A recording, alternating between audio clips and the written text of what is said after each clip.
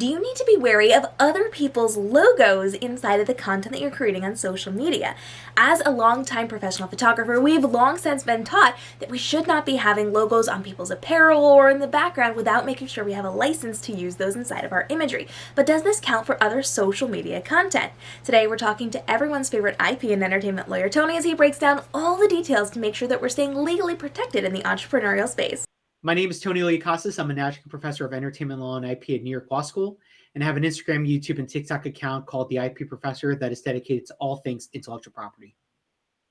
Tony, when it comes to creating our content as an entrepreneur, do we have to worry about having other logos in the content that we're creating in terms of things in the background, the things that we're wearing, signage? What do we need to know when it comes to having other people's logos in our content? So it's important for people to know, and again, I think it's important to talk about it from more the macro scale before going into micro, but important for people to know that when you see a logo of a brand like Nike, Pepsi, Starbucks, any of these big notable brands, those logos are registered in the US Patent and Trademark Office.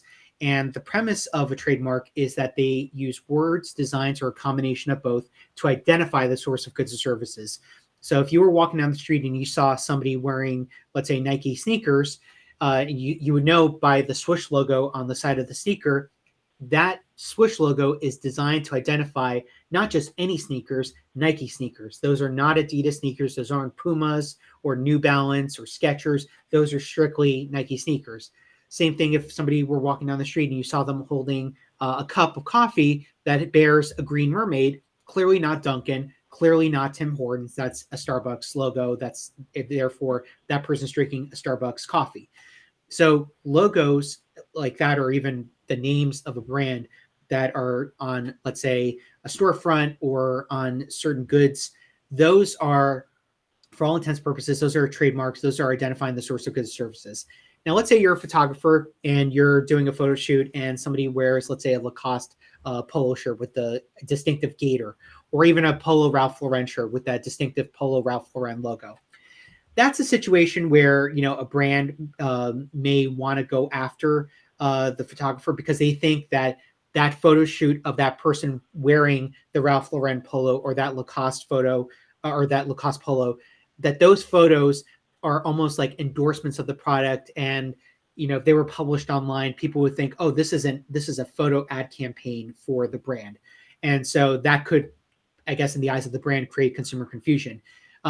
Personally, I think that, it's a bit questionable for a brand to go after a photographer for that reason. I feel like there are more blatant infringements that exist in this world, aka eBay and Wish.com selling fake merchandise all the time. And, here in New York, Canal Street is like public, like the main public territory for infringement of famous brands.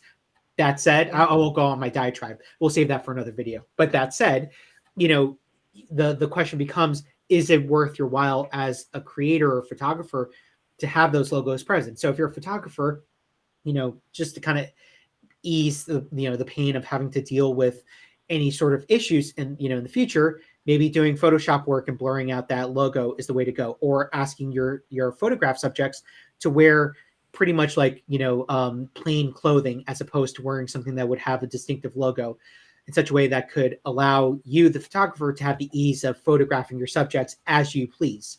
Now, in terms of, let's say, content creation, like if we were doing a TikTok video or a social media video of some sort, we're really going to spend the time blurring? I think not. I think that it's a bit more lenient in that territory. I don't think that that's going to be prime territory for trademark infringement. However, in contrast, let's use the example of a trashy show that I love watching, 90 Day Fiancé. You often see the families that are the subject of a massive feud huddled around the dinner table with a bunch of red cans that has a blur on the side. And what do you see through the blur? What looks like cursive white font that you can only infer is Coca-Cola.